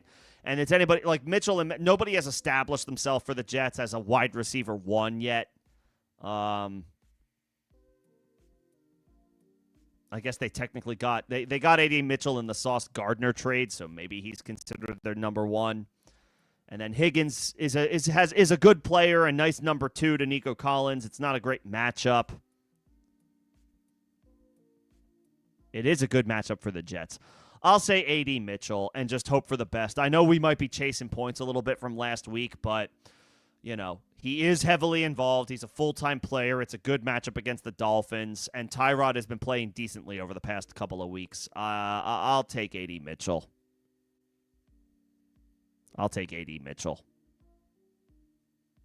Yeah. Oh, you made playoffs in 2 or 3. All right. But still, now we still need to see a good performance from Lamar before it's like, okay, we're locked and loaded. Like, I feel confident. We need that good performance going into the postseason. So hopefully you get it this week. Waller or Strange? I'm inclined to say Strange strictly because it's going to be cold in New York tomorrow, and Tua struggles in cold weather. And when I say it's 40 degrees Fahrenheit. For some people, for some of you, for anybody who lives in the Northeast or the Midwest, 40 degrees probably doesn't I don't know if you would classify that as cold. Tua would. Tua Tagovailoa would classify that as cold. And when it's cold, he doesn't play well. His production dips. So I'll take Strange. Playing in Florida, comfortable, decent matchup, been playing well recently. I'll take Strange. I'll take Strange over Waller. Waller's a good stash, but I don't want to play, Jalen Waddle you have to fire up in most scenarios, but I don't really want to play ancillary pass catchers in a cold weather game for Miami because Tua historically does poorly in those games.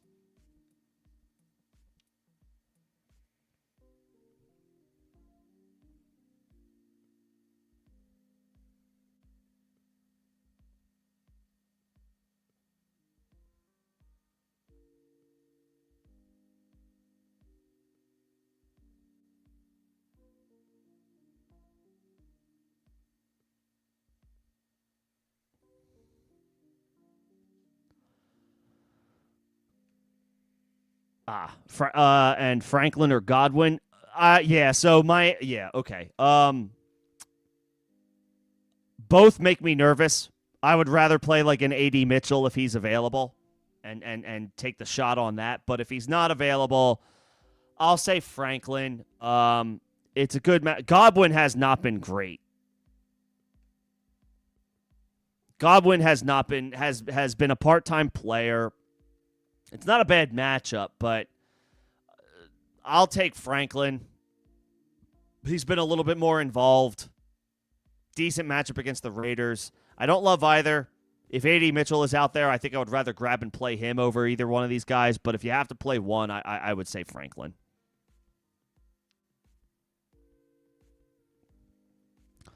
Crumply Heads, Washington or Philly? Washington. The Vikings' offense is awful. Well, their quarterback situation is awful. And I know Washington's defense isn't great, but I'll take the matchup. Philly, yes, for all of my concerns about Justin Herbert, it's still Justin Herbert, and they don't have Jalen Carter. So, and they got killed on the ground in the run game last week with Jalen Carter. So, what's it going to look like without him? I worry a little bit about that. I would play Washington.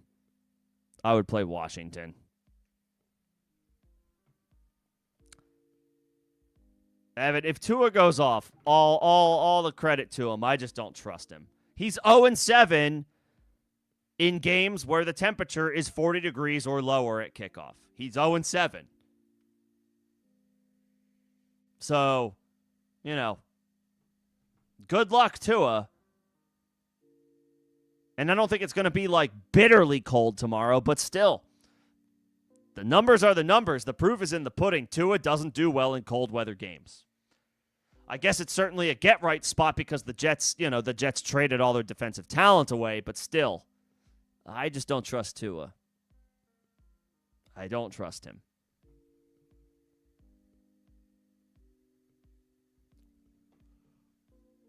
We shall see.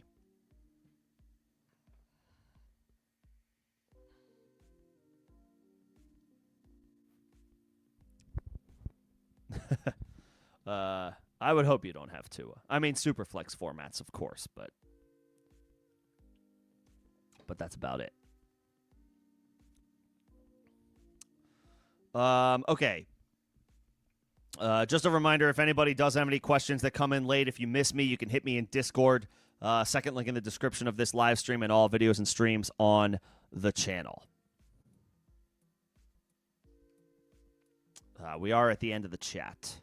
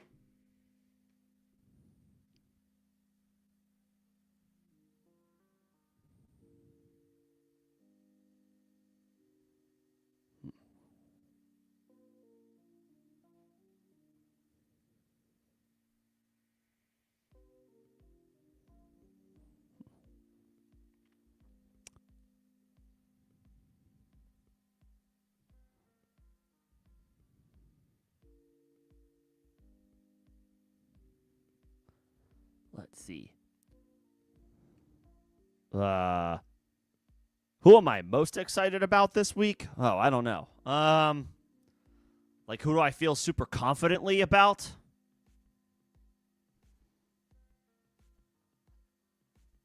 I think I guess I've been pounding the table for Michael Wilson all day. I guess I'll say him. Let's see. I guess I am sticking my neck out for Michael Wilson. I have suggested him multiple times today over some big-time names. So I guess I'm riding with Michael Wilson. I guess that's the guy that I'm excited about. I think he's, it's a very small sample size, but I think he's going to have another really rock solid performance, a really strong performance tomorrow. I suggested him over Waddle for somebody. I suggested him over A.J. Brown for somebody. Like, you know, he put up 2 big-time wide receiver 1 weeks without Marvin Harrison, and now Marv is out once again, and so is Greg Dortch. At home, I think Michael Wilson's going to have a real nice day. Yeah. Very curious to see if he can continue to emerge in a larger role. Yeah, I'll say Michael Wilson.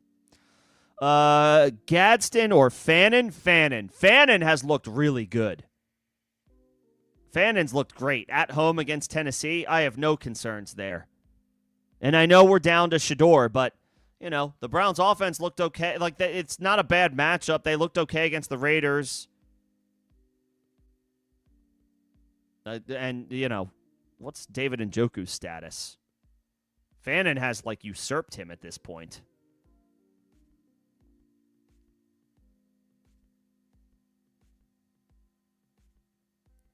Oh, he's set to play. It doesn't matter. Like, Fannin has already surpassed him. I would definitely play Fannin over Gadsden. Fannin for sure.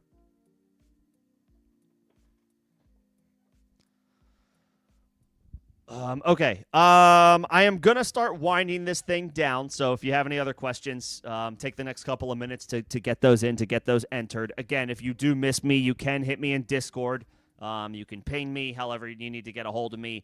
I'm happy to talk shop and help over there. If you are not in Discord yet, second link in the description of this live stream and all streams and videos on the channel. It is a free evergreen invite. You can ask questions over there. You can ask me. You can crowdsource the community. Whatever you need to do to get the help that you are looking for to help finalize your starting lineup. If there is nothing else, obviously, best of luck, everybody, tomorrow. Assuming that these are playoff clinching scenarios for most of you. The fantasy playoffs start for many, if not all, after this week. So best of luck. Hopefully these streams, your time with me has been more helpful than hurtful this year. I know that obviously I didn't, not going to get every call right, but, I give you my best when I can. Think things out, talk things through, see what makes the most sense from what's on paper, vibes, matchup, all those factors. So hopefully it was more helpful than not this year, and hopefully it helped contribute into you getting into the playoffs. Or even better, you got a bye week lined up, or you're just sitting pretty in general. I will be back on Tuesday, 6 p.m. Eastern for playoff waiver wire help, and then just general conversations leading into the first round of the postseason, the fantasy postseason. I will be here then, Tuesday, 6 p.m. Eastern. Waddle, AJ, Pittman, Swift. In standard scoring too.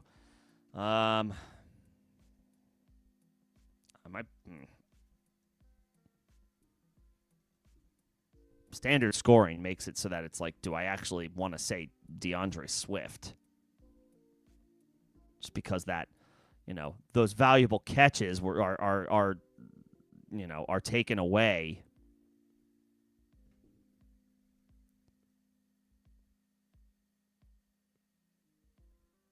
Like, Waddle is such a PPR machine.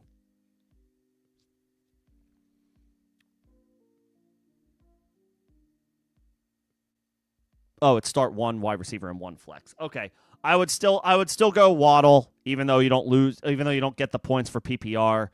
And I would go Swift. I would go with the running back since it's standard scoring, even though the matchup isn't great. The Bears are going to be looking for production wherever they can get it otherwise outside of Adunze being out. And then rest of season, Dart or Jaden Daniels. I would roster both. I want to I guess Daniels possibly, but that's going to be week to week. Daniels has been up and down this year. Dart has been mostly good this year, but he's been out of the lineup as well. That's going to be a situational thing to figure out each week. I would rather just roster both, and then we'll take it one step at a time. Dart is exciting, but Daniels had the high expectations coming into the year, so I want to roster both and figure it out as I go.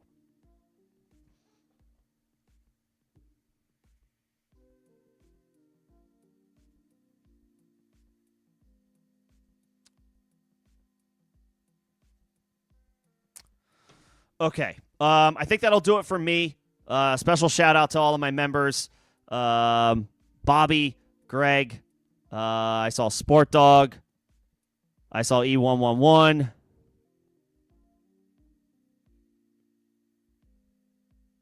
I saw Manny. I saw Kevin. I saw Crumply Heads. I saw Evan.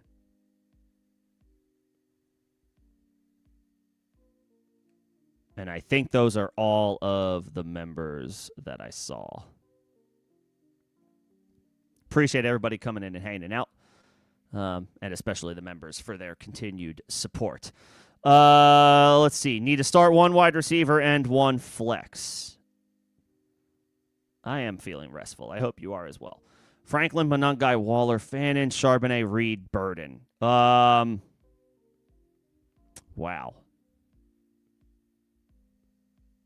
Full PPR. Not Franklin. Too many concerns with the potential emergence of Pat Bryant. No Jaden Reed. Probably not going to have a full-time role tomorrow. First game back in extended absence. Not Waller. I don't trust Tua in cold weather games. So I'm ruling those three guys out. So I'm down to Monangai, Fannin, Charbonnet, and Burden. I think I would roll the dice on Burden since it's full PPR. No Roma Dunze. DJ Moore has been pedestrian this year. We could be getting a larger look, a larger role for Luther Burden. So I think I'll rock with him. And then between Monangai, Fannin, and Charbonnet, I do like Fannin, but I worry about starting a tight end over like viable running backs.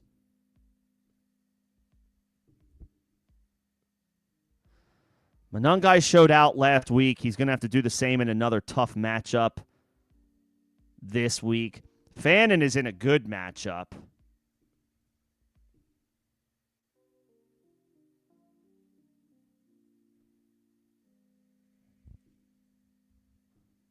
Charbonnet, splits opportunities with Walker, and he gets the goal line work, but he's kind of bleh.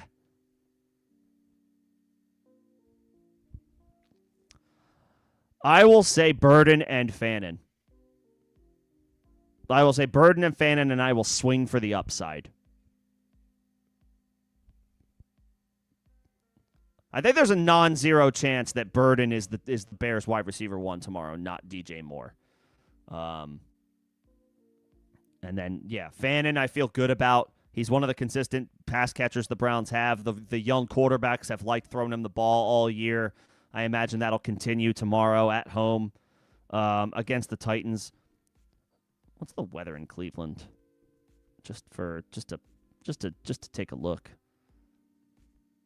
It's going to be cold, but it doesn't look like there's going to be significant wind. 10 to 12 mile per hour. Okay. Yeah, I'm not super worried about that. I think that'll be okay. I'll say Burden and Fannin. Swing for the upside and lean into the PPR scoring, take some pass catchers and hope for the best. I think I'm okay with that. And then Alec Pierce, Godwin, or Sutton. This one's clear for me. It's Alec Pierce. He has emerged potentially as the Colts wide receiver 1. Godwin has not had a great season. Sutton has had an up and down year. Some of that might be Bo Nix. Some of that might be, Franklin has looked good, and now Bryant appears to be emerging. I'll take Pierce, who appears to be on the uptick. He appears to be on the upswing. He had a nice game last week in a brutal matchup against Houston. Now he gets a good matchup against Jacksonville. Pierce has been good. Godwin has been a part-time player. And Sutton, Sutton's just been okay. He's only just been okay this year. It's a good spot against the Raiders. I just don't have that much confidence in Bo Nix. I think Pierce has the most upside and a strong floor. I think I would go Pierce. He's emerging. The arrow's pointing up on Pierce. It feels like it's pointing down on Godwin. Maybe it's flat for Sutton, but I'll take the swing for Alec Pierce. He might be the Colts wide receiver 1.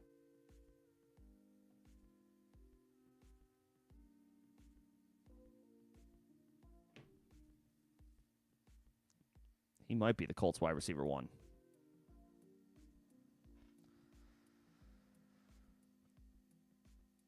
I hope your quarterback's not Bo Nix, because I just got done talking about how it's like he's been a problem this year. He hasn't been that good.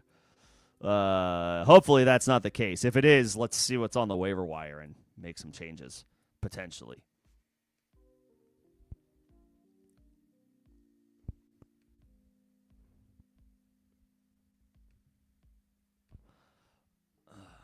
Boy, but he has not been great this year. I assume Jacoby Brissett isn't still out there. Yeah, he's been a stud QB1 for a while. Yeah. Okay. Well, at least it's a good matchup. At least it's a good matchup against the Raiders tomorrow. But he didn't do anything against the Raiders a few weeks ago. Yeah, I mean, it's been a disappointing season for Bo. Hopefully a good matchup by the numbers can get him right. Okay, guys, I got to go, but I appreciate everybody's time. I appreciate everybody hanging out. Thank you for your questions. Best of luck tomorrow, clinching those playoff berths. Well done to everybody this regular season. I know the fantasy season is a grind.